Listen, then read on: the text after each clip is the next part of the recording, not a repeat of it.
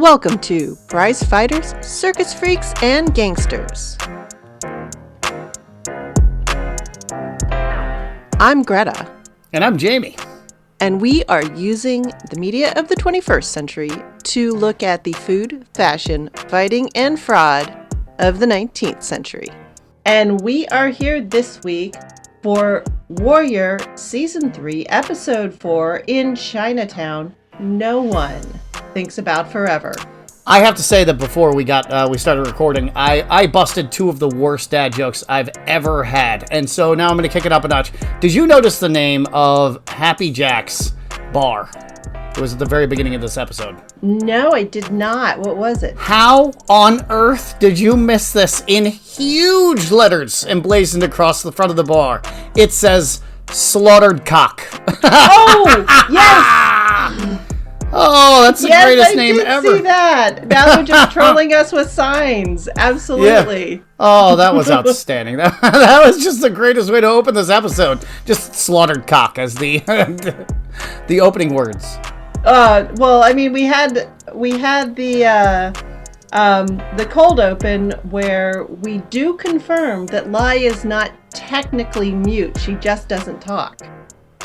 Right. Well, I mean, we caught that at the end of the last episode, though, because she screamed as she was jumping through the fire. Right. Yep. Right, and I just but we missed that at the end of the last episode because, well, a lot of other things are going on, and so we had sort of had that question, is she, what's going on with her? She just doesn't speak.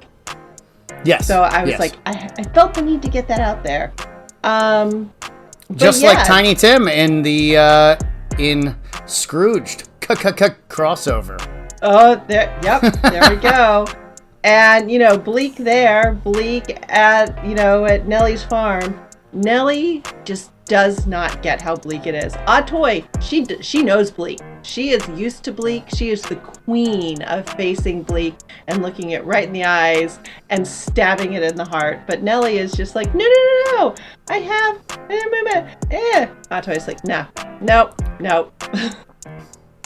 I was shocked that we didn't immediately get her going, well, why don't you just move into Chinatown? It's probably safer for you there. Yeah. But I think the end of this episode may kind of explain why. Yeah. True. So we'll get there. But yeah, after Nellie is kind of left scratching her head, after Atoy is bashing her over the head with just how fucking bad things are. Yes, we finally get to the Slaughtered Cock. Ta-da! The Slaughtered Cock. It is just the greatest name for a bar ever. I mean, yeah. It really is. I mean, it probably has some friends that are just as good, but it definitely is top tier for sure. And I went to a mini Ivy called Trinity College, and we were the Bantams. And the Bantam is a fighting cock, and so all of our school gear for the ladies, of course, had it with cocks emblazoned across the ass. Classy. Classy. Putting the ass in classy. It was the 90s. It was the it was the naughties. We did it dirty. Well, I thought Bantam was a variety of chicken that tends to be smaller. I guess. I don't know. I didn't. I'm the food lady here, so you are the food. So I guess the Bantam is it's somewhere between a Cornish game hen and an actual chicken. Yeah. It's a smaller variety of chicken you can keep in smaller spaces, and so it's gonna be it's gonna be the young June of the whole situation, the one that's gonna jump up and bite you in the throat. You make a good point.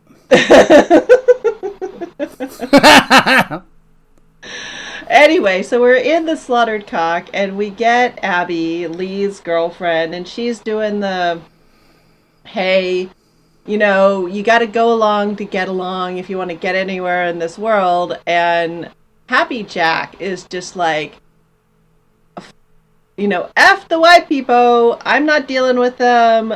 They never did us any good. We're not going to do them any good. Like, we need to each go our separate ways. If we're just on our own separate planets, everybody will be happier. And Abby's like, no, no, no, no. Maybe we can, like, make a bigger world. And Happy Jack's not an optimist. No, but also I don't think that the fact that now Lee has been two different kinds of cop is helping his case at all. Like, he's not endearing himself to Happy Jack at all. But none of that matters. What matters is Happy Jack's outfit. Let's talk about Happy Jack's outfit, which I believe looked very, very much to me period correct. Was it not? I mean, for the most part, the elements are there. How they were all put together might have been a little off, but as somebody who, like, wears all the rings and all the watches, why not more? More is more. Oh, I was talking more about, so he's wearing, basically just a shirt, pants, and jacket. But it was the cut of these things that really stuck out to me, because his pants were pulled up really high. Like, when you look at these old, like, pictures and stuff, and these people just look super goofy and nerdy, like almost like they got like a pop belly and like they're tucking their pop belly into their pants. Right. This is that kind of situation that you have here. And his pants are held up by suspenders. Right. And then he has a belt that's really low around his waist with no belt loops, and that's holding a knife. And when I was looking at this, I went, holy shit, when the hell were belt loops invented? Because it just never occurred to me that belt loops didn't exist at this point. And I always knew that people use suspenders to hold up their pants at this point. But then, do you know who or what when the advent of belt loops was? Because I was shocked at how recent it is. I didn't know this. Like, you always hear the phrase belt and suspenders, and in this case, he's wearing the belt, but that belt has nothing to do with holding his pants up. That belt is there specifically to hold the knife. So who invented belt loops, Jamie? You will never believe this. Levi Strauss in 1922. Belt loops are only 110 years old. How is that possible? And why don't we all know this? Okay, and so that makes sense as a 20th century saying, because, now you have belt loops and belts are being used to hold up your pants. But I can see for minors and just like people out on the frontier, like suspenders are like finicky and tricky, and they have buttons that can just get caught on all sorts of stuff, and it's just another thing you need to own. Why not have belt loops and you can just use a rope as your belt? That explains the weird-ass buttons that they had on old Levi's, where you're like, what the fuck is this button here for? On the inside of the and pants. There was a metal rivet button on the inside of your pants, and it was to hold, it was for the suspenders. And they left those on there because it left people the option if they wanted to wear the suspenders or not. And this means, guys, that at all times in your life, you are wearing 3 fucking pairs of suspenders. At all times. One, you were wearing the pair for your pants, and then a pair for each of your socks called garters. It's just crazy. You thought women were running around like maniacs with 100,000 layers of pants and all this. Men are just wearing garters. They're just wearing suspenders and garters and all kinds of things. It's nonsense. It was mayhem. Thank God for spandex. Yeah, well, okay, so weren't sock garters just worn by, like, fancy dudes who always wanted to look, like, put together with so their socks looked pulled up? It was apparently standard for all, like, men who were not scum. Up until, like, the early 1900s, like early to middle 1900s. I didn't commit that part of it to memory, but I was so shocked by the whole thing about belt loops that then I was just like, well, how is this even happening? And 3 pairs of suspenders, like, that's a lot of work. It's a lot of work getting dressed. Okay, because there's no such thing as elastic.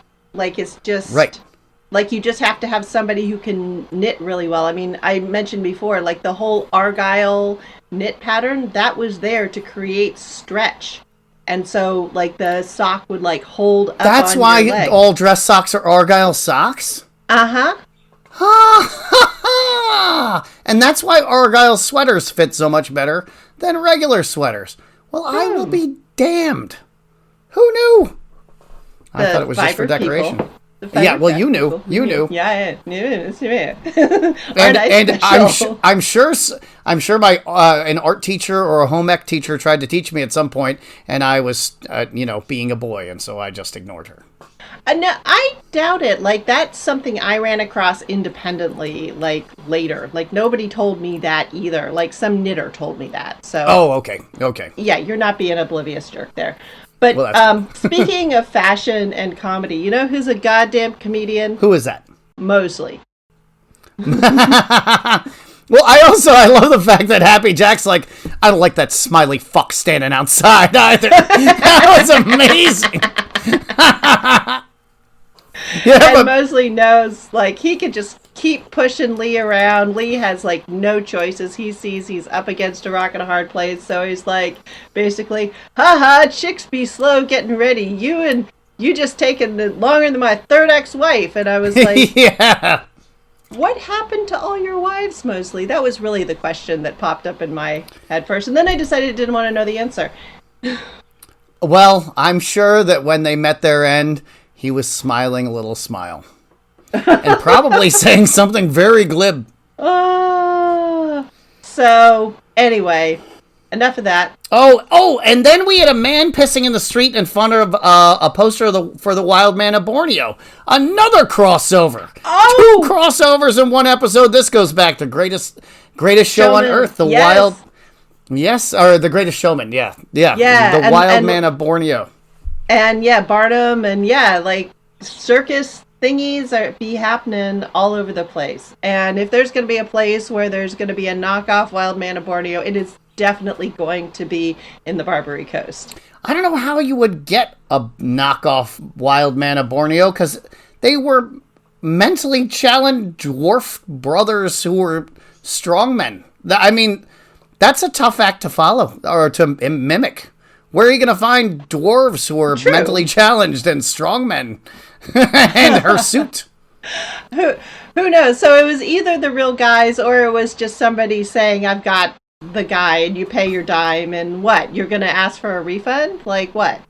Yeah, or it was just a small emaciated child they just tortured and punched in the head until he seemed mentally challenged. It was the 19th century. They had ways. But anyway, so we're heading for Chinatown. Here, drink out of this lead goblet. It'll make you feel better. It'll be fine. Well, tossed a little something in there. But yeah, we head for Chinatown, and Mosley is right about one thing. He's like, there's rarely a counterfeiter who can resist spreading it around. And as we said last episode... But he also adds, and unless you're a total fucking idiot, you don't do it where you live. Guess who is talking about? That was so funny. Doesn't know it, but yeah. So they're off inveigling themselves into Chinatown. Meanwhile, Mai Ling is inveigling herself into the Uptown. And she's doing such charming distractions and man talk tee-hee and just doing the whole, aren't I such a cute China doll thing. Oh, yeah. But I mean, you could see them setting her up. This looks like a setup from Jump. All of their behaviors just look like they are setting her up for a horrific fall. And she is just following everything that they say. Like, yep, that sounds good. That sounds good. Also, I brought a lot of cash. They sunk the hook on the first try. And she's also, like, playing up on her persona. She's like, oh, yeah, horsies, love horsies. I went to the Mongolian horse markets and saw the white stuff. I'm like, you're lying your ass off, Mai Ling. Mongolian horses are tiny little fuzzy little brown things. Yeah, I never saw one white one. I rode one that looked like a Dalmatian. Yeah. That was the closest it got, though. Right. But they weren't like big, magnificent horses. You're just like... No, it looked like a Dalmatian that had just eaten a lot. It was a very large Dalmatian. I figure Mai Ling saw the John Wayne movie in Mongolia as well. That's where she got her ideas there you go. about Mongolia. Yeah, and so they are setting her up, but you can feel Eliza starting to get, like, annoyed with Mai Ling, because she's like, Mai Ling is so used to kind of like flirting with and playing up the dude, she's turned on that dial and she's doing that right in front of Eliza, which is dumb. Yeah, yeah. But, so I have a friend and he and I were discussing why our respective moms seem to have around the same age just like snapped and gone wild and their brains just left them and he had this great insight. He was like, it's probably just because they live in a world that hates women. And I was like, well, touche. I guess I should be nicer to my mom then, I guess, just with all that. But then, so I was watching this with an entirely different vision of like, no wonder these women were running around just stabbing each other in the back constantly. Like, they were raised in a place where everybody was against them at all times, so there was nothing else. They didn't have any other way to behave. It must have been very hard behavior to unlearn. Right. Well, and, you're mad and you want to get your feelings out on someone, but a lot of the men, if you get your feelings out on them, you could end up dead or imprisoned or one than the other. Or just worse, ignored. And then you're even more angry than you were to begin with, and you will yell at the first person who listens. Yeah. Which will be a woman. And so you create these power structures where you can like now have your inside fights. It's sort of like in hockey. You got to let the guys punch each other so they don't really hurt each other later on the ice. There you go.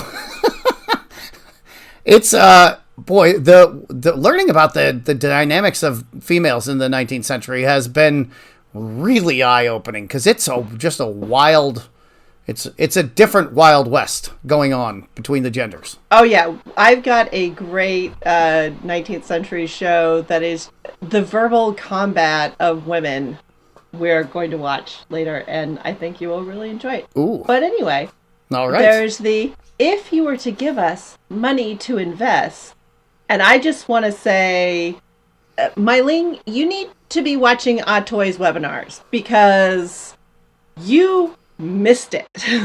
You missed what they're doing to you. Boy, she seriously, like, just completely, but I guess everybody does this at some point where you are in a position where people have to constantly ask you for stuff.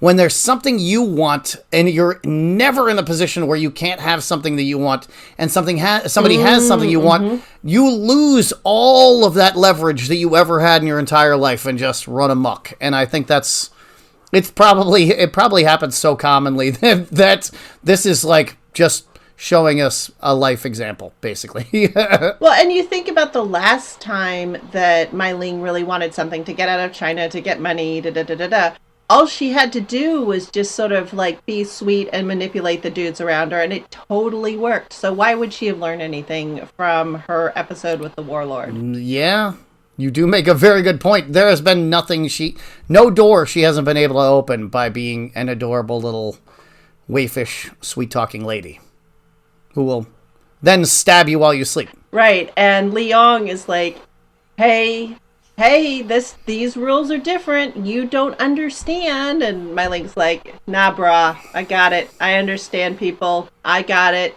It'll be cool. He's like, it will not be cool, Mai Ling. You can't be good at everything. Speaking of somebody who is really damn good at everything she's doing so far is Yeonmi.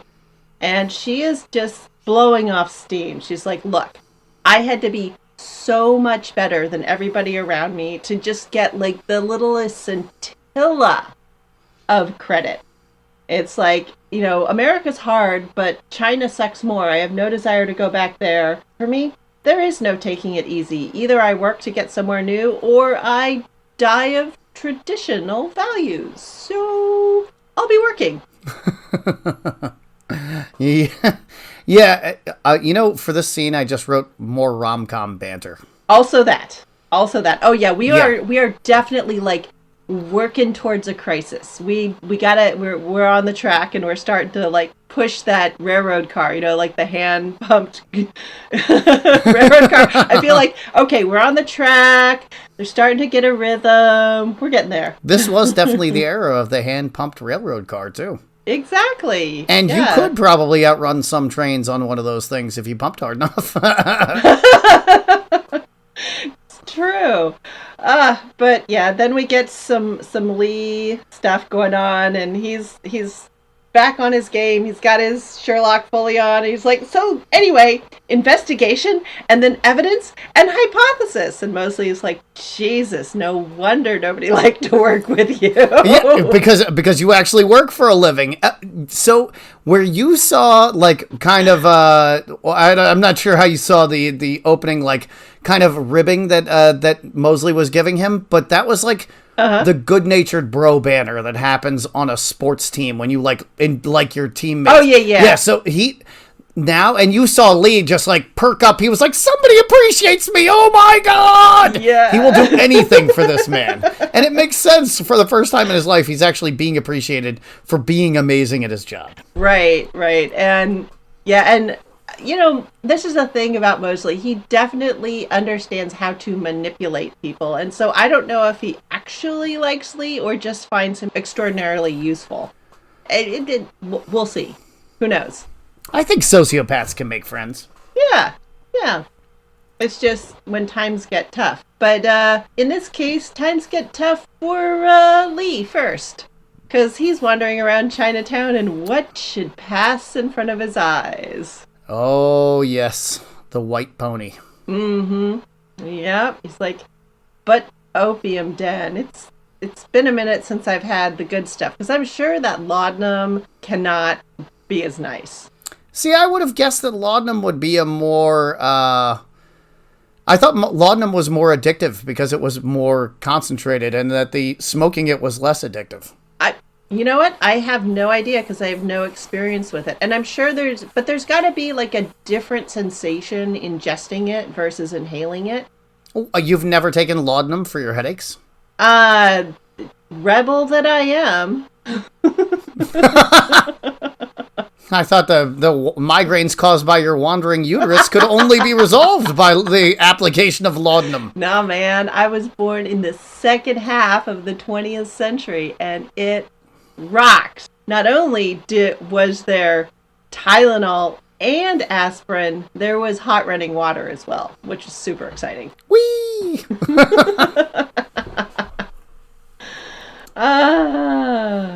So, yep, Lee ends up where he wants to be, but Buckley is not where he wants to be. Well, maybe he wants to be there. He's not sure. It's a fancy restaurant. He's in public. He's eating in public. How does he feel about that? It looks like he feels very uncomfortable. I mean, the man always looks uncomfortable, and I'm sure his war wound is probably uncomfortable. But I think Catherine Archer really enjoys watching him uncomfortable. Squirm. Oh, he's just like but she also like understands because he's such an uncomfortable person, and she understands him. It's like, you are such a good ladder to power, so I will carry all the water in all the conversations to make you feel. She negs this man. Oh, did you get it? I wrote down this sentence word for word. I'll let you do it. No, you gotta do it. I didn't actually write down the quote. So this was amazing because it was exactly like with Mai Ling, you know, with her being led along by these people who are obviously stringing her along into a trap, and she's happily going into it. And Buckley's doing the same thing. I mean, he's leaning forward like the cartoon, yes. like the cartoon. Pepe Le Pew, yeah. Pepe Le Pew, yes, following her scent, and and so he asks her how it's possible that she's not married because she's such a catch. And she says, well, as a woman of a certain age, I am expected to entertain a parade of sad widowers, fading bachelors, and pitiful eccentrics. The price I paid for my independence. And I think she says that she paid it willingly. But Buckley does not realize that he falls into one of these three categories. You, sir, are one of these three things. Let's see. Are you an aging bachelor? Probably not.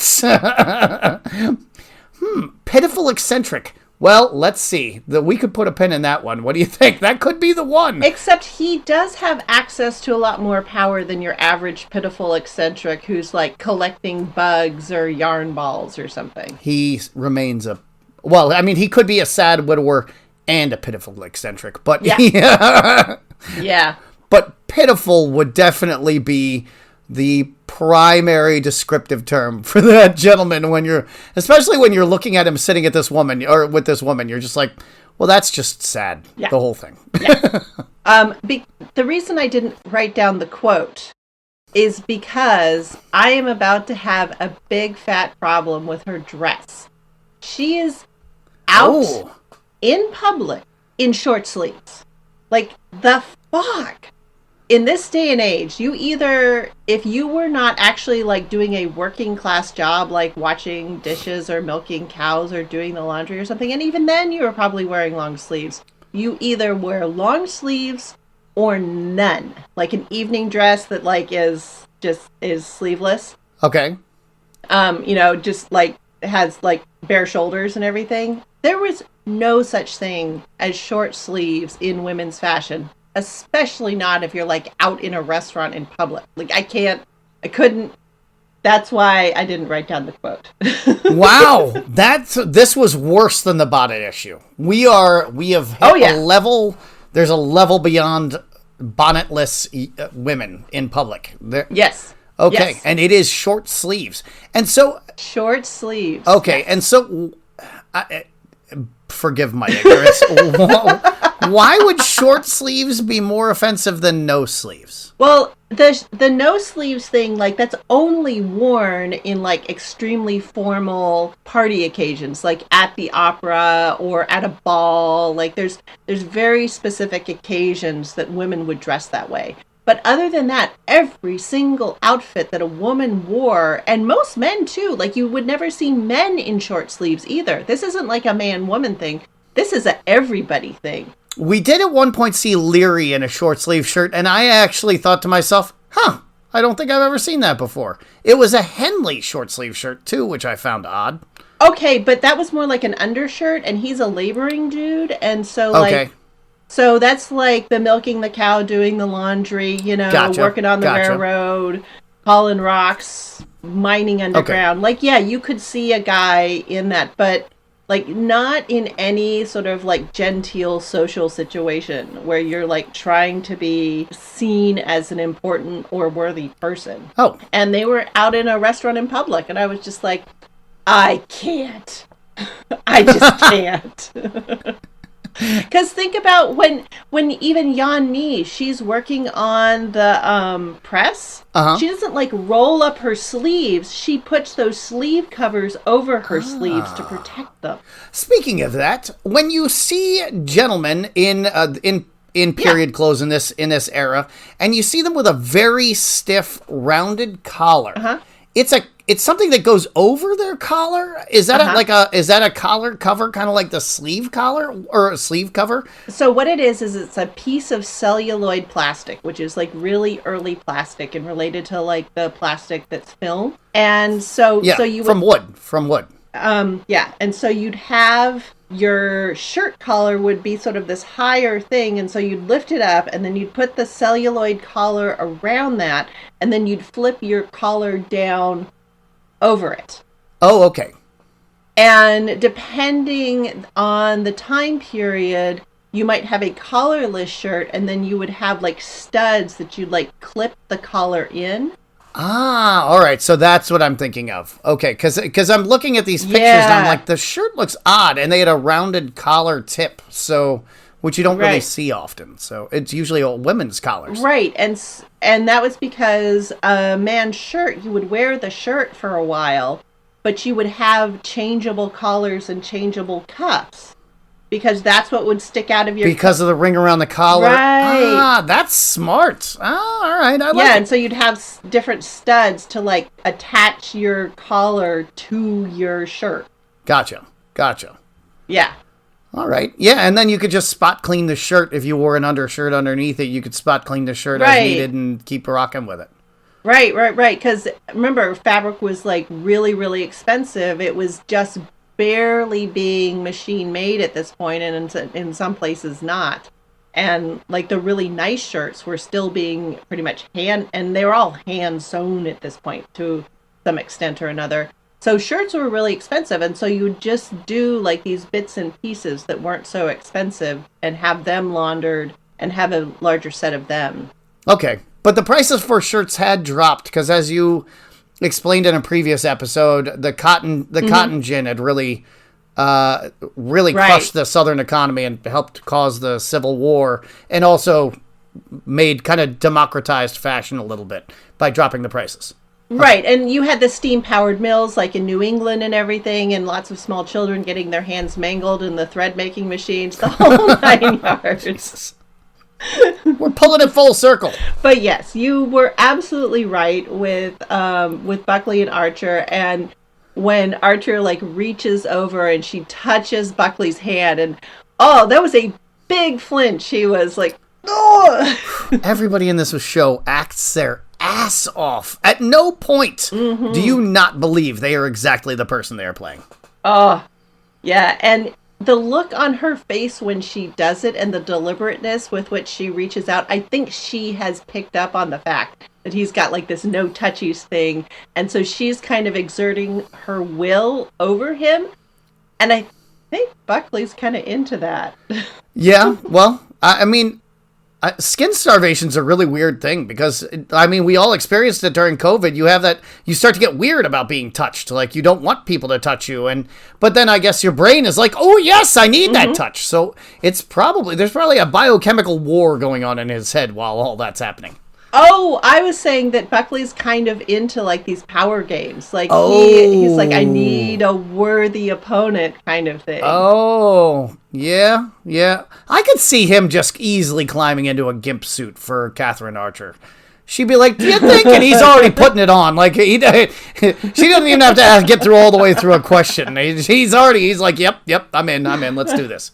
So we sort of pull out of that dining scene and we're back to Atoy, and she is just back to her, like, I am the bringer of violent doom to everything I like. Like, I can't like anything because look what always happens. I mean, she is feeling some feelings. It's the ultimate action movie trope. Everyone I kill dies. Oh, you must get away from me. Oh, my life is so hard. I must walk this path alone. There you go. Yes, that's the one. And she's in there putting on her war paint because she's, as Eliza Schlesinger has taught us with stand-up, makeup is just war paint. And that's what she's doing. You can see it very clearly here. She's putting it on it's exactly like the same scene you would see with a guy putting on war paint in a movie. Yeah. Again, like, historically, completely off the rails. There was no such thing as, like, concealer or foundation or anything. Grease paint, like, the earliest inklings of it only happened in the 1860s. And you don't get, like, concealer and foundation and all that skin-colored stuff sort of really until you get color film. They weren't still using that crazy ass lead-based foundation that Queen Elizabeth of England used? No, at this point and especially for Chinese women, it would be like rice powder and carmine blush thingies. So okay. And so if you were going to conceal your face, it would be a very white-colored something that was put on. But, again, not the point. The point is she's painting up to go out and face the world in her Iron Lady persona. Well, it is a little bit the point. I mean, like, this really reminded me of the scene in Commando where Arnold Schwarzenegger's putting the stripes of paint on his face, because it had the same tone and feel to it. And I didn't realize that lipstick was applied with a paintbrush at this time. I mean, afterwards, after I said the words, I was like, well, that's fucking stupid. Obviously, it was applied with a paintbrush. But when did it become a stick? Do you know? Believe it or not, I do. Yay! So for a long time, you would sort of make these mixtures of different fats and waxes and whatever, and different pigments, often carmine or ochre or whatever, and you can find this stuff like all the way back into the Roman Empire and earlier in ancient Egypt, like no problem. But it wasn't until the early 20th century that actually like sticks of lipstick started to happen, because first of all, that's a manufactured product. You make that with a machine. And so right around like the 19 teens, the 1920s, when flappers were sort of running around and like the girl on the go and these bright young things and whatever, they started to make these like little containers where you could put your lip rouge into a stick to just like paint it on your lips that way instead of having to haul a brush around. And then on your way to the lithium jubilee or right, whatever. exactly. And then I think it was Max Factor who was either the first or one of the first people to manufacture like a stick that was lip color. I think you have to be right, because I've seen a documentary about Max Factor that relates to that now that you said it. So that's awesome. Yeah, and for people who aren't into the makeup world, like Max Factor is a makeup brand that I think might still be out there. It does. But it's a low level brand. It's like Elf or something you would see at the grocery store. Right, but that was a guy's name, which always cracks me up. It's such a cool fucking name. Right? I mean, he sounds like a name of a good guy in a very bad adventure novel. Right, or he could definitely be like the tag-in guy in wrestling. Yeah, totally. But yeah, that was a great name. But also, Toy's nails were insane. She had fake nails. She had gel nails on. Her nails were out of line. But we're not. Yeah. But since we were doing makeup, I was just saying, like, people again have been coloring their nails. Yes, but those colors, like, stop. Oh yeah, they were it was a very modern, like the last 10 years type of nail design. Right. Boy, nail tech has really changed in the last 20 years. It has come a really long way. Nail and lashes tech. Jeez. Sometimes I'm like, am I going to get like my woman card pulled since I don't have fake lashes? Like, am I going to get arrested at some point? It really, I mean, it changed overnight. It was just like, what the hell's wrong? Mm-hmm. Any woman who doesn't have fake lashes on, you're kind of like, what's wrong with her eyes? Yeah. Why is she so sad? Yeah. The one modern looking thing that some people would do with their nails, and it wasn't very many people because you had to be rich as shit to do this and kind of probably the kept woman of some insane dictator, but people would occasionally put gold dust or gold foil on a nail. Oh, I could see Toy doing that and Mai Ling doing that. Right? Yeah, that would be lit. Yeah. That's some Dragon Lady shit right there. Right. Like all black coal nails and they just have like a gold nail. Like, woo. Anyway. Halloween. Next year. Yeah, so she enters into the Rumble. And Asam's like, no, like, take it easy, whatever. And he's just like, Asam, you don't understand how Atoy works off her angst. And she has to just go present a solid front. Here's one question that I have that I don't know that you can answer, but it was an existential question I had while watching this scene. Because you could clearly see her getting into her gimmick. Like, it's... Her persona is a gimmick. It's something that it's an act.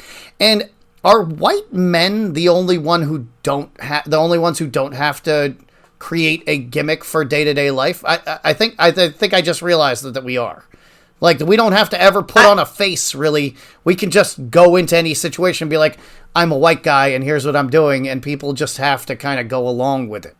Like, I didn't even know what code switching was until 10 years ago, so I feel like it must be the case that white guys are the only ones who don't have to develop a public gimmick. Well, and what's really funny is they think that they don't, but tell me about a guy who doesn't feel like he can't be his true self around part of his world. Oh, no, I mean, it's absolutely, they do, we very much get caught up in this tough guy thing, almost exclusively, and it's a very stupid path, and it's very hard to get off of. But, yeah, so I guess we do. It's just, it's not something we have to do. We just do it because we're idiots. Right, and guys can let down their guards, and it's like, oh, you're so vulnerable, and it's so brave of you to do this, and where women do that, it's like, well, oh, now you're being difficult or whiny or whatever. Or why are you trying to act like a guy? I'm like, this is me being pissed off and throwing some elbows. And yeah, like, yeah, it's sort of understanding, I don't know, guys sort of realizing that everybody has facets and being shocked by it.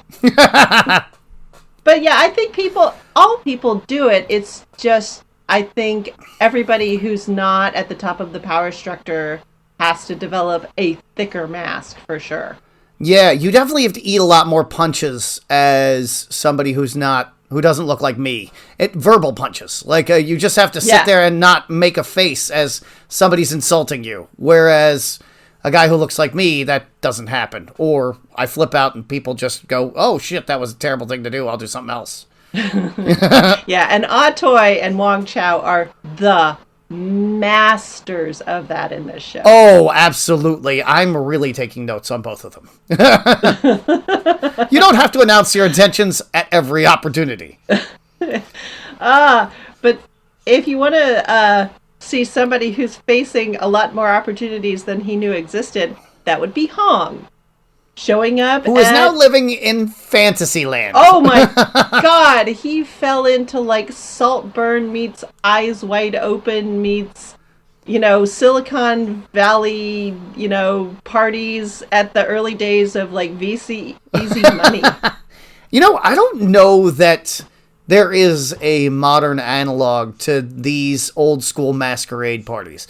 Because reading about the little bits that this staid British people who did talk about the little things that they talked about in them, just the way that they got into the parties was fucking crazy. Right. There was a guy, there was a British lord who had a gym in his house that was attached to his bedroom. Already, you're like, all right, well, you don't have to really guess what his sexual preference is. And then there was a gay BDSM dungeon that opened into, from that. It wasn't necessarily gay because he invited everybody of every gender, but he had a very specific intention in mind. But it was very much like this kind of ether party that's going on that we're watching now, where it's just like everybody's kind of like Patton Oswalt said about Cirque du Soleil. It's a little gay and wet and on fire all at the same time. Yeah, and then I think the addition of narcotics or whatever drugs that they were passing out is all part of it. It's the what happens in Vegas stays in Vegas. Whatever you did under the influence doesn't count and nobody talks about it. Yeah, and they started off the whole scene by drinking absinthe, which was very, very in vogue at the time. That was historical on the nose. Bang, bang right there. And without sugar. Was that historical? Because I know in Europe now, nobody drinks it without sugar anymore. Who knows if they hadn't made like a punch of it already, because the whole thing of pouring the absinthe over the sugar cube and everything, like, that was 100% like a whole ritual that people would do to like drink it. But you're at this party and everybody wants to get in. They're not there for the ritual. They're there to do everything after you down it. You make an excellent point. What then would be the blue? So he's offered the green or the blue. Do you have any speculation as to what that might be? No fucking clue. The whole time I'm like, well, obviously green is absinthe because they called it the Green Fairy. But have you ever had it? No, I have never had absinthe. Not tragically, the it does not wormwood. make you trip balls. I have I've drunk enough of it in the Czech Republic that if you could trip off it, I would have, and you couldn't. Yeah, one makes me think that they were like tossing just a little bit of extra something in there, some like crazy mushroom extract or God only knows what. I mean, or just eating some old rye bread. There you go. No, but like old school absinthe had 127 different herbs in it or whatever, and there are definitely psychoactive herbs and roots out there. Well, yeah, absolutely. Yeah. I guess they could have been putting some of the Nightshade family in there, or any number of things. And then one also wonders how much of the people talking about totally tripping balls on absinthe in Paris isn't a little bit of that guy who smokes oregano at the party and then claims that he was just high as shit. Oh, you think you're high? I'm high. Let me tell you how high I am. Yeah, I think you might be onto something there. Oh my goodness. So who knows what they were, but yes, the implication that they were drugging them up to go have some wild sexy times was definitely there. And so masquerade balls that's what this is. It's a masquerade ball. So everybody's wearing a mask. And it was a way of having a kind of feigned anonymity, I suppose, because everybody knew who everybody was, I assume. I mean, towns were small.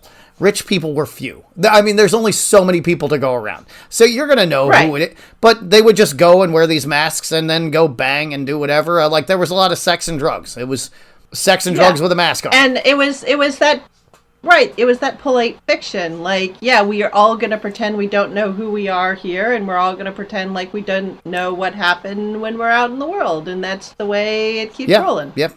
It's really strange looking back at times previous to AIDS and trying to understand their attitudes towards sex, because in most regards they're so puritanical, and then they would just have the most insanely irresponsible sex otherwise. I mean, insane. So it's odd. It's really, you grew up at the same time I did. So, I mean, we grew up in an era where it was like, if you have premarital sex, you'll fucking die. And we were like, okay, we're not going to take drugs. Right. Because it's a crack region. It's a crack time too. So we're like, so no drugs and no sex. All right. Got it. Yeah. But that was... And you were super punished if you got pregnant outside of wedlock still. I mean, yeah, they didn't send you to a home for wayward girls to have the baby in secret, but might as well. They kicked every pregnant girl out of my school. You were gone the day that they were like, huh, you getting fat or are you pregnant? You're gone. That's it. And it was 100% income based as to what sort of punishment you experienced, just like here. I mean, if you aren't rich as fuck or somebody's like favorite fluffy toy, you would be in so much trouble for acting this way. It's sort of like now, if you take rich people drugs around rich people, you're fine. But if you take poor people drugs around poor people, you're fucked. Yeah, you're scum. Yeah. So, I mean, the misbehavior based on income level, like, that's always been with us. And, well, hey. Yeah, it is sort of a crazy transitional time. You sort of think about, like, you went from a period where it's really pretty difficult to get from point A to point B, and so everybody was always kind of pretty local to each other. And then cars, and I mean cars especially, but just public transportation, sort of happened. And all of a sudden you're mixing with all of these people from neighborhoods you don't know, and like, to think about how much the world changed between, like, 1940 and 1980 is kind of mind-boggling. And then from 1995 until now. Yeah. But just to think about how many people were always around the people they knew up until about 1940. Oh, unless you're, like, one of these, like, crazy adventurer people. But most people, like, you were just in a little neighborhood, even if you were in a big city like New York. Yeah, I was born here and I'm gonna die here. That was how it worked. Right. Yeah. Right, because, like, bicycles were the biggest thing. Like, the horse tram buses and everything were pretty expensive, and you only, like, took that if you were very specifically, like, going to work or going on an errand or something. But all of a sudden, like, public transportation, like the subway now, like, that is like mind exploding in terms of like how much you can sort of run around a large area for very little money and very little time. And at the very same time that you got that public transportation, they developed the weekend. The weekend was instituted. So right, and they specifically the railroads were the ones behind like developing leisure activities on the weekend so that they could keep their railroads moving and people would keep paying them money to go places. So right, it can't just all be people running from town to town doing scams and then moving on to the next town. No, you got to have sex with strangers too. go. Speaking of sex with strangers, we are back with Odd Toy, and it's sort of interesting that she's thinking about like changing her business, bringing, the ex-prostitutes back in, but being sort of management. She's sort of thinking like, what is my next step? Who doesn't have patience? Lai has no patience. Lai also knows what her job is going to be now. Lai's going to be a bouncer. Lai is not going to let anybody put their hands on her because this man mouths off to Lai and she grabs a bottle. She's going to kill him in broad daylight. She's going to kill a gangster in broad daylight in front of his gang. Right. Because she just does. I mean, that is somebody who has a death wish and does not care. But she's also killed so many men at this point. Oh, yeah. I doubt she's probably not afraid of Assam. She's like, fuck it, I got 2 swords. He doesn't have shit. Exactly. Though I sort of love O'Hara's thing where, he's in there talking to her and letting her know, like, yeah, we got a scary new boss, so I don't know what I'm going to be able to do for you. But by the way, I got to head off to the next bar because if I drink too much here, I'll look like a drunk, so I gotta go look like not so much of a drunk somewhere else. Well, and that's also where we get the line for the name of the episode. Yes! In Chinatown, no one thinks about forever. Only today, maybe tomorrow. Yep, because he's like, I don't know if I can protect you forever, and Atoy's like, nah, fatalism 101. Right here. That would be me. Really? I think that probably apply. I think that sentence is probably very relatable for anybody who isn't financially secure. Really, when you're financially insecure, you're, you just think about today. I don't give... Yeah, all right, you're going to talk to me about a year? Okay, sure. Whatever you want to talk about. And then if you're... Right, and if you're not just financially insecure, but, maybe they'll just burn this building down around you tomorrow. Maybe they'll come in and arrest you. Like, she's physically insecure. She's house insecure. They could cut off Chinatown from the outside world. She doesn't know. So, it's insecurity upon insecurity. Yesterday, I was the wife of a white lady living on an idyllic farm. And then it was a winery. And today I'm back to being an evil dragon lady, covered in bruises. So, yes. Yeah, let's get this. Yeah, she's just like over it. Like, here's your money. Do what you can today. I don't give a shit about the rest of it. Yeah. If I get through today, I call it a win. Yep. Now, somebody who is thinking about tomorrow is Thayer. And, this is just... I just love this. How dare you bring up my no-good brother. By the way, here are my wife and child, and think about how they suffered from you bringing up my no-good brother in public to other people. Timely is this? I mean, it's just like, so we had Clinton's brother that the whole time with Clinton, he had his crackhead brother, and he did exactly the same thing. We got Hunter Biden. I mean, it's just over and over and over. We have this thing happen, and it's amazing to see that it goes back this far, that we're just replaying this. Oh, they did it to Jimmy Carter. Yeah. Oh, did they? Good God. The fact that anybody was cruel to Jimmy Carter. Yeah, there was Billy Carter and the whole Billy Bear thing. I mean, no, and it always seems to be Republicans who want to do it to Democrats. Oh, well, why not? They've got shitty actors to elect. Or maybe it's just all of the Republicans running for the last however long were only children, except for Bush. Which Bush? The eldest or the youngest? It seems like the younger one was nicer. He was just saddled with the world's most evil man as his vice president. Yeah, no, the younger Bush, because he had his brother Jeb and yeah. So maybe it's Republicans who are like, look, just be an only child, and it's just easier that way. I don't know. Oh boy, what are we gonna do with these people? Stop voting for actors. Yeah. We need to stop voting for actors. Even if The Rock runs.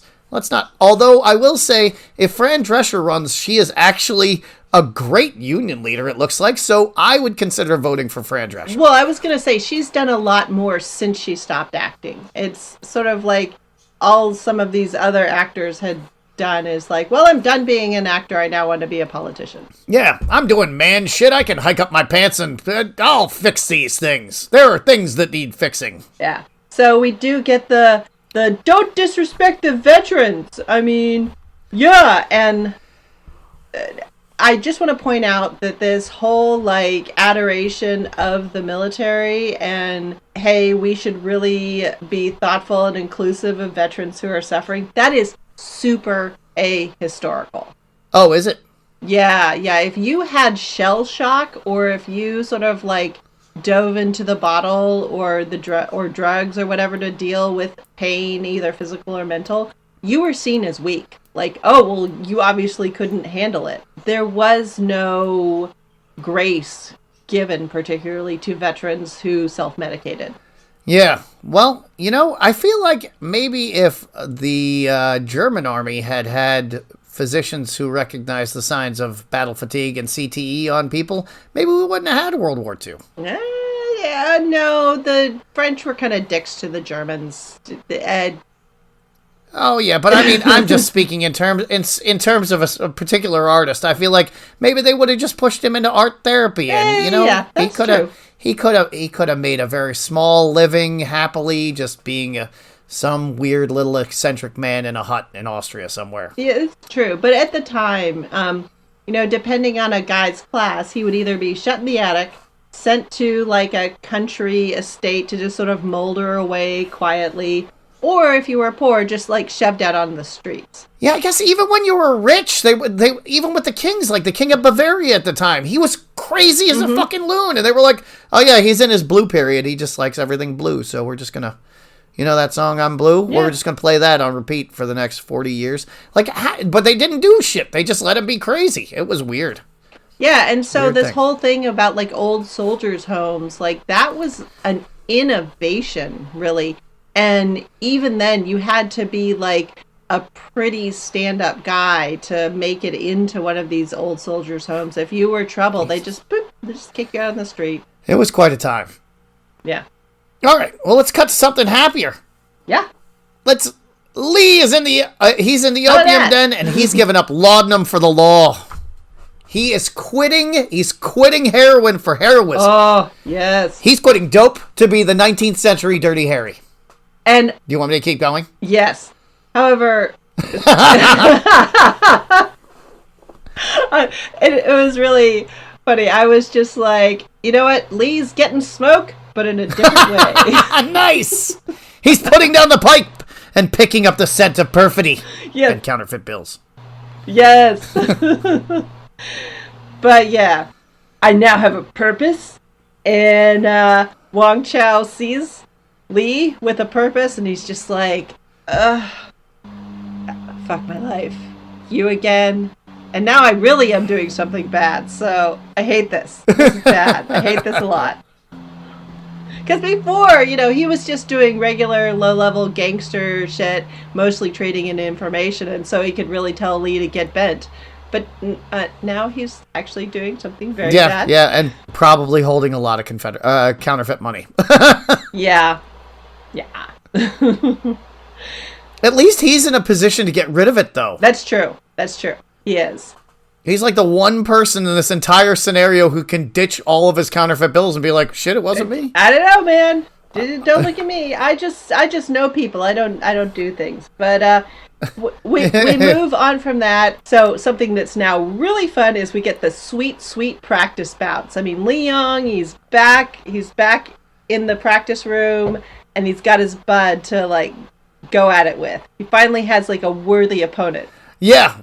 I thought this was kind of cute. It might be a good idea for guys. Yeah. Guys, if your friend and you are sparring like these two are, and your friend seems a little off in his sparring, and you just happen to be kicking the shit out of him a little extra, ask him if he's feeling a little off. What's troubling him?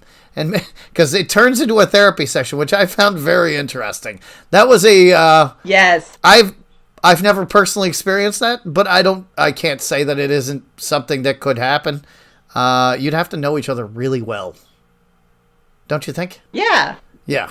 Yeah, but I do think that after the first two seasons where Lee Young is just having to like train a bunch of like loser soldiers and go up against, fight for real a bunch of dudes he doesn't like with Feng Hai, and now he finally gets to just like play around and do some like real good practice sparring. I mean, that is fun as shit. If you have a good sparring partner who's either that you like just work really well with, it's really fun to go hard if you build up that level of trust.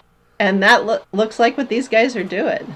Definitely. Well, and I've never had a sparring partner that good, but I guess you have. So you guys can just anticipate each other's moves and kind of, it's more of a physical, like a three-dimensional checkers thing than it is like. Yeah. And I mean, these guys are like frickin' masters of 98 styles. I just was really working in one, but I did train for 10 years, and after a while I had a couple of people that we could just go because we knew each other's habits somewhat, and also we sometimes, like when I was talking about, oh hey, those guys in the background are like going through a dance routine, they're like going through like a set of moves. Like if you're practicing a set of moves, since you know what comes next, the other person can prepare for it and you can set up for it, and so you can practice different rhythms, and you can just, you can really get it out. Because shadow boxing is one thing, but especially, I mean, I always worked with people with pads when I was like really working out something hard. Not these guys who are just like in geese. Well, I don't know that they would have really been striking hard because they were really big on like control. Right. And so I don't even think they would have needed any kind of padding because they would just pull all their punches and just kind of. Exactly. Yeah. But even so, you can make a routine start to look really good if you have somebody that you have a good rhythm with, for sure. Okay, that makes sense. I guess my only experience with that is Filipino stick fighting, where you have a specific set of moves you go through, and then the blocks are all and you get a really nice flow going, and so yeah. Oh yeah, my Eskrima teacher. There are a couple of routines that you would go through, and then you would start moving around and doing circles with each other, and yes, I miss that. That is a lot of fun if you can hit a rhythm with that too. Yeah, and in that case, you could definitely tell if your opponent is not, if they're mentally not there. Yes. Because you accidentally hit them in the face multiple times. Ow! Or hit them in the hand or the arm. Yeah. Anyway, it was just fun to watch. And then, he's like, "You're a little off, man." And hey. And it just you need a hug? Yeah. He's like, "Well, what really comes down to Mai Ling, she's making me crazy. And I think she's going to get herself killed. And she won't listen to me. And And Kong Pak the whole time's like, maybe you should stop fucking the boss then, dumbass. But, he's being a good friend, and he's just like, yep, we both know what the problem here is, but, oh, God, you suck. Don't know what the solution is. Yeah, there's definitely a limited number of options. Yeah, because if you stop doing that, she's probably going to kill us both. So I guess keep going, and we'll figure out a way to not die. Yeah. Just make sure she's out of the building and out of Chinatown entirely while we talk about it. Otherwise, we'll get back to her. I didn't even realize that she was basically in an entirely different city for them to feel comfortable enough to talk. It's like that Key and Peele sketch where they're calling their wife a bitch, and he's like, "Did you really say that?" And they're like out in space, getting in space suits, like, "Bitch," as far away from their wife as they could possibly be to call her a bitch. That's basically what's happening here. Well, if we want to talk about somebody who has no options, even fewer options possibly than Leong, that would be our Ms. Davenport. Ooh, reality is coming through and just bitch slapping everybody in this episode. Oh, speaking of, yes. When they call her Miss Davenport, I don't know if the writers meant it as a grave insult, but it would have been a grave insult. Because that means that she is unmarried and young and therefore like beneath even talking to. Well, and also it's like taking away her power as a widowed woman, as a married woman who is then widowed. Like that confers a certain amount of like power and access on you, and you're like, oh, miss. That's like a dismissive. Ah, yes. So, miss, we're taking your land for the railroad and happily go fuck yourself. Thank you. And so this is where I was like, why is she losing her mind? And I saw signs of my mom in her reaction, how her voice got like kind of gobbly, and she was just like, and I was like, what the fuck is, what is that? Oh, it's just like her brain's breaking because she has no options and she's stuck, and her brain just snapped. And I wonder how much of that is like, I was never a yelly person. I was never around yelly people. But I can also kind of see this as a woman who knows she's stuck and she just wants to scream, but realizes that is not an option. So she's basically like swallowing that. Basically, every man in this courtroom is like, so anyway, yada, yada, yada, yada. The fix is in. Silly woman, shut up, go away. Yeah, and they all just ignore. They just keep looking at her like, she's still talking. Well, that's wild. That's wild. She just won't shut up. Else. Yeah, she just won't shut up. Yeah. If only she had a husband. Somebody marry that woman so they could shut her up. But yeah, I was just like, oh good, you're yelling at a rich man in court over a matter that's already decided. Is somebody calling the wagon for the asylum at this point? Yeah, she's about to be roomies with Penny. Ha! Pretty much. I was like, shit. Reel it back in. Like you picked the wrong fight. But again, I was sort of thinking about this as another thing, like with Jacob, as much as their cause might be righteous, the way society was set up, this had to end this way. Yes. Just like when you smash cut to Mai Ling in her situation, she's been was a little overly flirty with the husband. Ooh. Husband got a little touchy. She was very gentle and like, nah, don't do that. But it's cool. It's cool, bro. But yeah, let's not do that. Let's just keep it business. And yeah, it didn't look like that to her new little friend who went right into Penny mode. You could see her penny alarm went right off. And she just started, she went crazy. But it was really funny. Right before that happened, there was like Mai Ling had the not like other girls thing going on. It's like, oh, I can go back to talking to the boys. Why do I have more guy friends than girls? I'm just not good at girlfriends. Tee-hee. And then, yeah, that's when the husband like goes in. See, I never, because I always hang around with the girls who hang around with the guys. I've never even noticed that. So I'm glad you pointed that out. So she dug her own grave there. I mean, it is a little victim blamey. They had hooked her in and she was following along. But for sure, Mai Ling, like, doesn't see value in having women friends. She just sees them as people who are useful. Okay. All right. But that's also just Mai Ling. That's her thing. I don't know if she has any friends, honestly. Because she only sees people as useful to her, and people to Mai Ling so far have always been pretty disposable. She doesn't understand that there are lines you don't cross, especially when you're not in the position of power. Right. And, well, yeah. I guess it's kind of like the rich kid problem where they just don't ever get told no, and so they just act like shitheads all the time. Right. And so instead of, like, making up to the women and understanding that, like, they are the conduit through which she has to access power, she just skips over them. Like, no, I'll go talk to the boys because I like talking to boys better. Yeah, that worked out badly. It worked out badly. Yeah. And like you said, yeah, Eliza, is just, getting her penny on. She is getting so wound up. And like we were saying before, she can't tell her husband not to do that. Well, and also it might have been a lot of, like you were saying, jealousy that she skipped a step. Like, this is my friend, not his friend. And like, there could have been that going on. Any number of things. This woman is operating well outside of her wheelhouse. No matter what, she can't go to her husband and complain to him.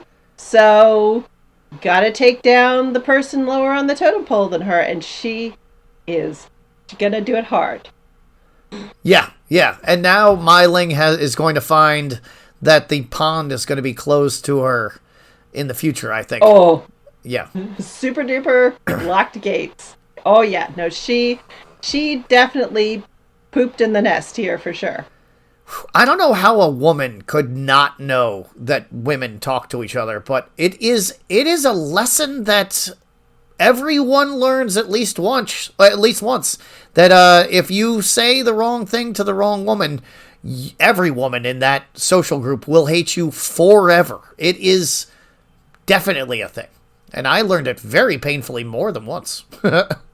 Oh, well, I mean, it happens among guys, too. If a woman does the wrong thing with a guy, he will blacken her name. And so she just becomes either, like, untouchable or an object of ridicule among a group of guys. I mean, it's it's a different set of circumstances. Like I said, same result, different accessories. Yes. I had not thought of that, but again, that's because most of my friends are girls, and I have never even experienced that from the other side.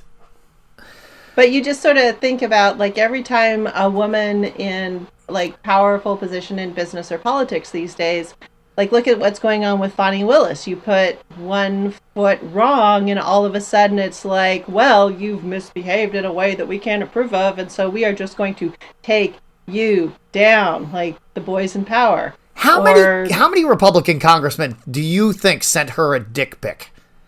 It has to be half. It has to be at least half. Oh my god! And followed it with a couple of question marks, and then follow that with, "Oh, you're not going to answer me, bitch? I don't like you anyway." Yeah, I mean, I just think of, like, just about every Democratic congresswoman probably has a special account just to receive that bullshit. Oh, I shouldn't even be laughing at that, but it's just. Hey, like you said, it's all these personas we gotta have, all these different things. Oh, I'm glad I don't have I'm glad I don't have a dick pic persona. That would.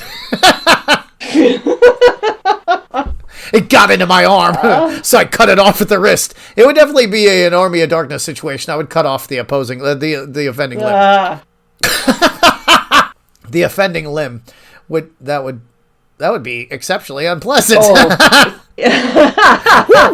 All right. Yes. So, yes, after Mai Ling definitely digs her own grave, we get some Lee coming back and like, hey, I did some actual basic detective work, but please don't ask why I was close enough to a sleeping hop way to figure this out. Yeah. Yeah. Oh, yeah. This $10 bill smells like opium. I got it from a Chinese person, and they all smell like opium. They all smell like opium. Stop asking me stupid questions. Nothing. But Mosley doesn't give a shit. He's like, thank you for this opium money. And young June is exactly as dumb as we thought he was. Ready to rumble! Yeah. Oh, and by the way, I'm not thinking about you. I'm just thinking about the chance I get to go kick Atwood in the shin a few times.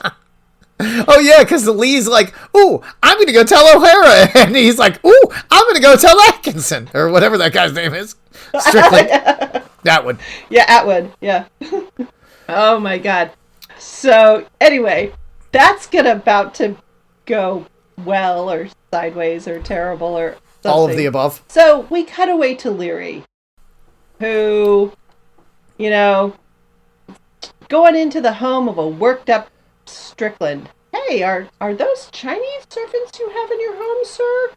But yeah, that was really, really interesting. And I was thinking to myself, well, who would he rather have being the domestic servants? Irish people? Like Irish indentured servants being his help? Like what is he looking for here? Yeah, but it was just sort of interesting, kind of like seeing all of the different compartments that Strickland is. But anyway. And he was practicing fencing with a saber, which was really popular at the time. Right. I'm a rich dude doing fancy armed exercise, and it was very on brand for him to have picked the cavalry saber, because apparently he has a cavalry past. But you can just also see that like he would want to do like the big hacky saber moves rather than like fussy epee or foil stuff. That wouldn't be Strickland's scene anyway. Well, the saber was a really popular fencing sword at the time. So fencing at that time they had all different kinds of swords that you could use. And the two most popular at this time were the short sword and a buckler, a small shield, or there was a woman named Ella Hatton at this time who was the most famous swords person on the planet, not woman or man. She defeated every man she ever fought, and she fought with a saber on horseback. Oh, wow. It was very briefly popular, and she actually, one of the guys that she beat was he was a colonel in the U.S. Army, and she beat him so badly she bent her sword in half. Oh my God. Like he fell off his horse and ran away.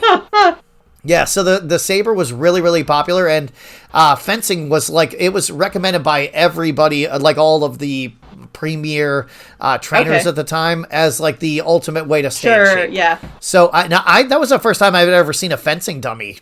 So I didn't even know they existed. It was cool, but the way he's working with like these very large arm movements from the shoulder, like that's on point. Whereas the picture of sort of like the effete European guy doing fencing, he would do it with a foil, which is like the very thinnest blade, and those are like, or épée, which is a little bit thicker. And these are tip weapons where you're like only stabbing, and then so you do all like these tricky like wrist movements. You sort of see épée fighting is what they do in The Princess Bride, for example, for the most part.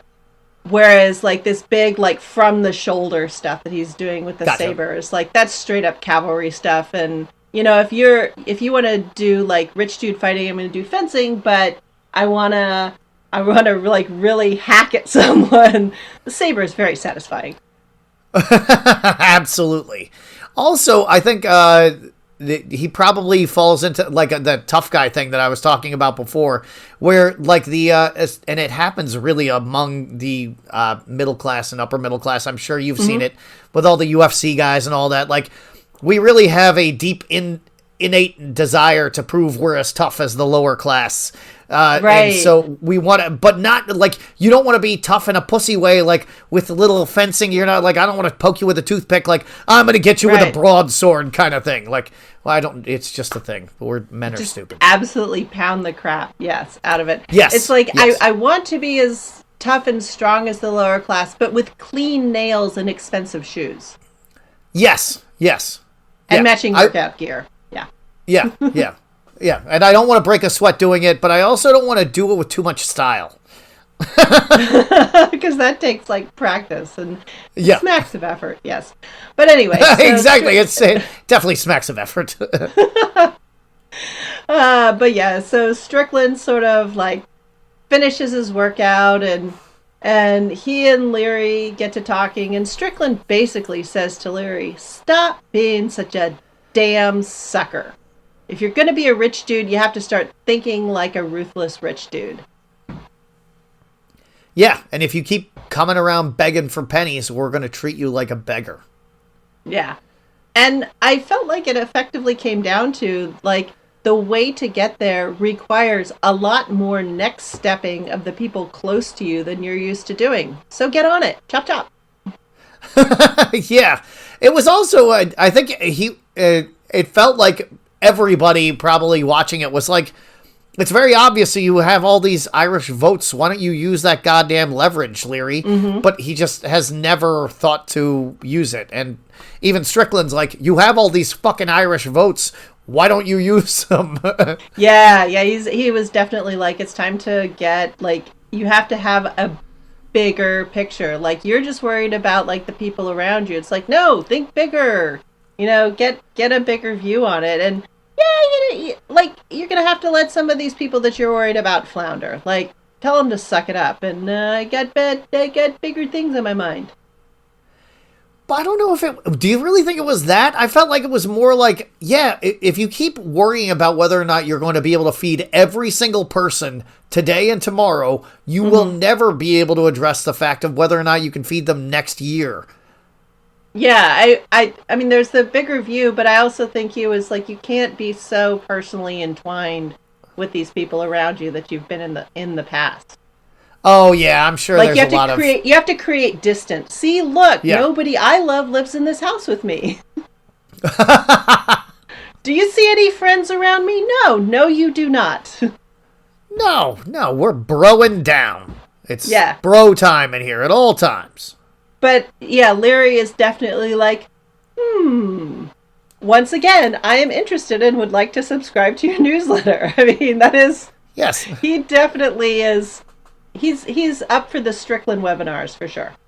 Oh, and Strickland really has those Jordan Peterson lines. Power comes to those who are willing to seize it. Like whether or not I have any personal happiness, that is none of your business. What I have is power, and that's what keeps me warm at night. No, what I have is the illusion of power. Yeah. But yes, Larry is definitely intrigued and is going to want to try this out. Now, somebody else who has the illusion of power, that would be Atwood. And he has to show everybody how much power he has, doesn't he? He does enjoy flexing on people.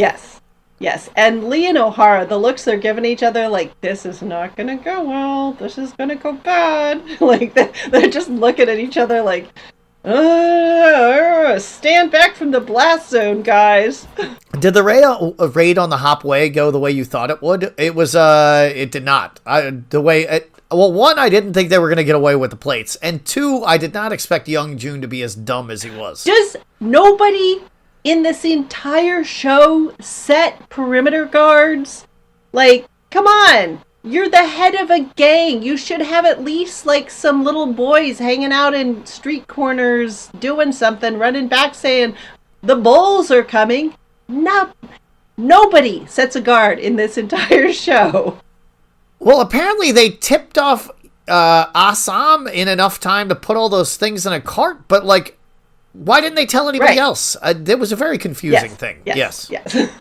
I actually did think that they were going to get away with the plates because, as you have pointed out multiple times, Yeon Mi and Assam have the whole romance novel thing going. And this is, like, you can see, like, they're building up the crisis. This is how you get everybody to break down the walls. Like, even if you're just a newbie to the rom-com romance novel genre, you can see what they're doing with them. So that's why I thought they were going to get away. Ah, I see. Yeah, they really did have it was just every rom-com. They're pushing this cart, trying to get away with the plates, and they're arguing with each other, and will they, won't they, will they, won't they, will they, and then they kiss. Yes. Because there's, like, the whole action thing going on. We're cutting back and forth. And it's really interesting contrasting Atwood, like, I am here to kick some ass and kick in some heads. And mostly it's like, no. We're here on a job. We have business to do. I have a goal. And Atwood's just like, he is spiraling out of control.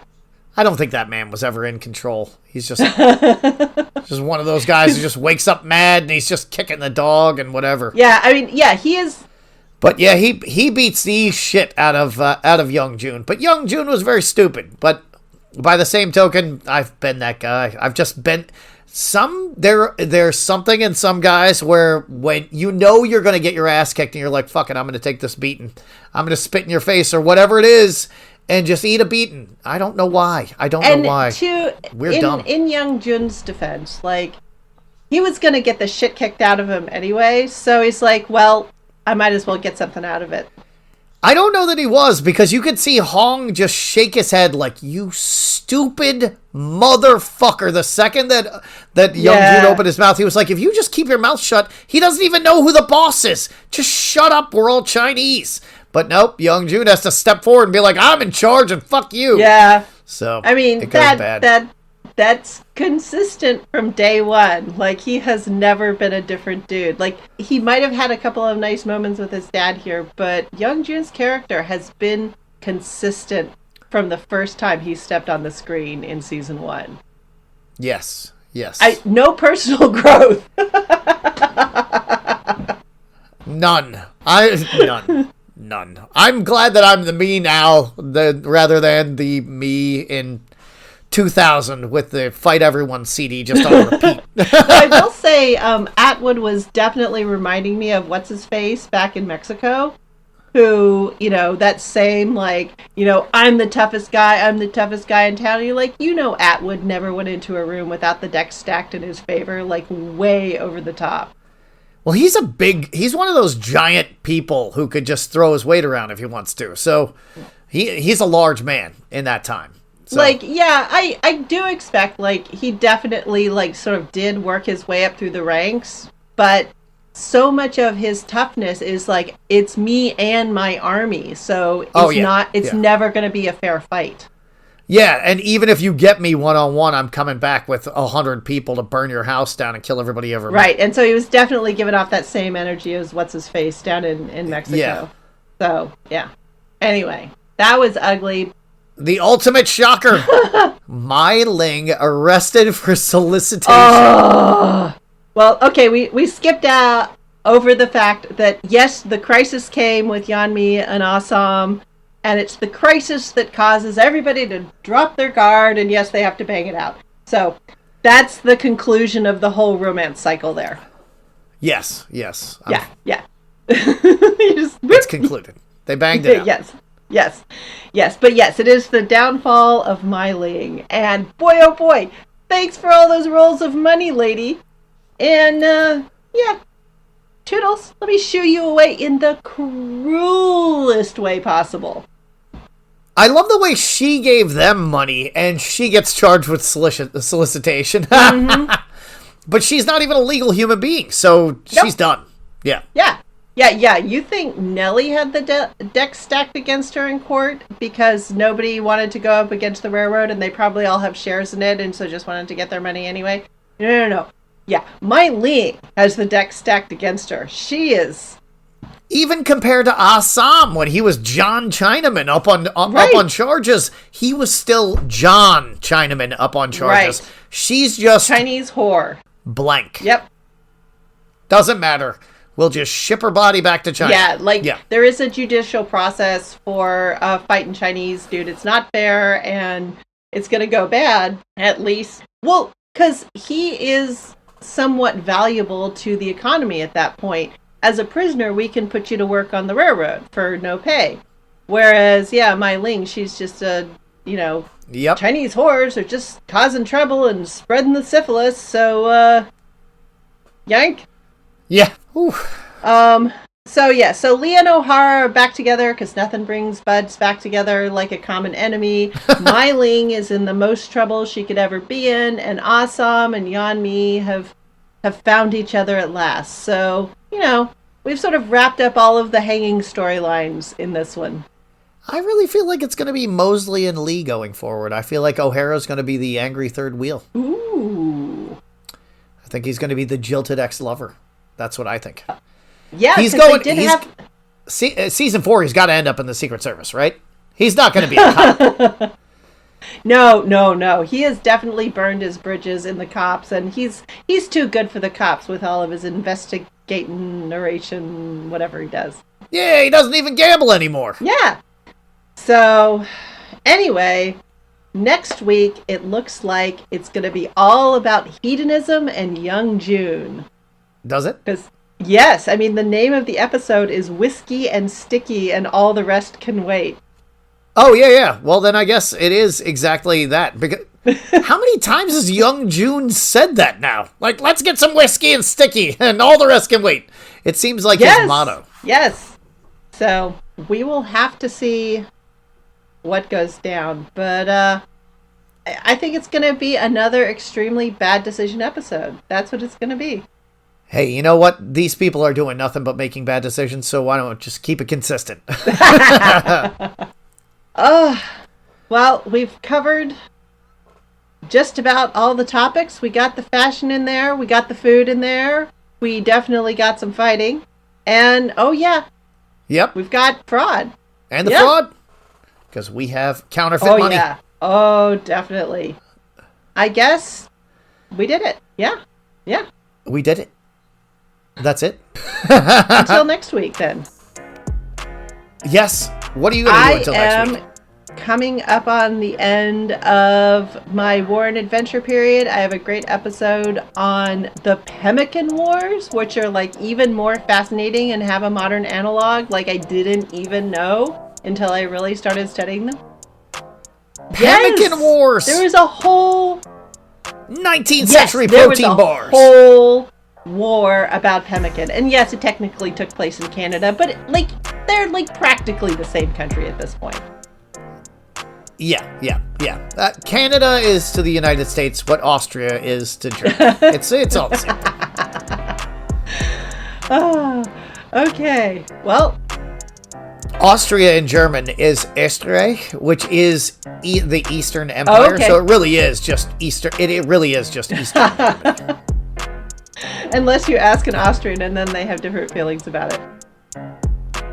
Oh yes. Well, they're the true Germans. Okay. It's sort of like the more German than German. Where the Canadians are like, no, we're not that kind of an American. Exactly. We're part of greater America, but not the United States. Like, they have some issues. So what are you up to in your end of the internet? Oh, I am just posting daily on my Instagram, Plague of Strength, and it is daily bodybuilding and powerlifting and all kinds of strength sports, martial arts, anything that involves muscles and getting sweaty. I post about it. All right, sounds great. I'll see you next week, and we can go into the hedonism and idiocy. Yes. As a teaser for everybody, what's next on after Warrior Season 3? You had an idea. So after this, Shogun, based on the brick of a 1980s novel by James Clavell, is coming out with a new version of the miniseries. So they did it once in 1980. The only paperback book not written by Stephen King that could be used as a deadly weapon. I loved that book at the time. I'm sure if I went back and read it again, a lot of it will not have aged well. But I think for me and a lot of other people, it was the introduction to Royal Japan and Samurai Japan. And I am dying to see what they're going to do with it. It'll be interesting. The previews look great. It looks like it's going to be fantastic. Me, I am into anything that is as stylish as hell. Yes. So we will definitely have to capture that. And I will throw in, because we're going a little out of, because that's a little out of the time period too, right? 16th century piffle. Well, I mean, it's only slightly outside of our time period. Well, it only starts slightly outside of our time period. Napoleon, have you seen that? No, I have not, but that is smack dab in our time period. And I'm just going to go out on a limb here. I feel like we go later 19th century, not earlier 19th century. Earlier 19th century is part of the 18th century in my mind. But the thing is, I really feel like the Napoleonic Wars were kind of that bridge into the 19th century, because Napoleon really kicks the need for mechanization. I'm guessing they don't include the invention or the use of mass canning, and this is the first war where that actually starts to happen. It's bottling, but still. I didn't. Well, I only got 20 or 30 minutes into the film. But okay. There was no canning. It is incredibly gory. Incredibly gory. If you are feeling at all squeamish that day, maybe just pass on it. Wait until your stomach. It's a gobbet heavy movie. Ooh, it really, really heavy on the gobbets. But the whole film is told. It's told Which from one? his wife's Josephine. perspective, Okay. Josephine's perspective. The old one. Yeah, because he's just smitten with her, and he's head over heels about her, and so it's really interesting. Okay. We're definitely gonna have to cover. I mean, gory as hell, but that I did not know that. I have long been fascinated by Josephine. Ever since I found out she was born on one of the sugar islands in the Caribbean, and worked her way up. I don't know if they go into that, but yeah, she was an incredibly fascinating person in her own right. I've always hated Napoleon. I hated the French irrationally for most of my life because of Napoleon. I have hated Napoleon my whole life. Every time I've read about him, I'm like, this man just sucks. Every inch of him sucks from start to end, front to back. He's sucks. He's an interesting, complicated guy, and he did more to organize France into a nation. Like, the guy actually could do logistics real well, and that's a lot of what made him so good at his job. But nobody wants to talk about the logistics. That's not sexy.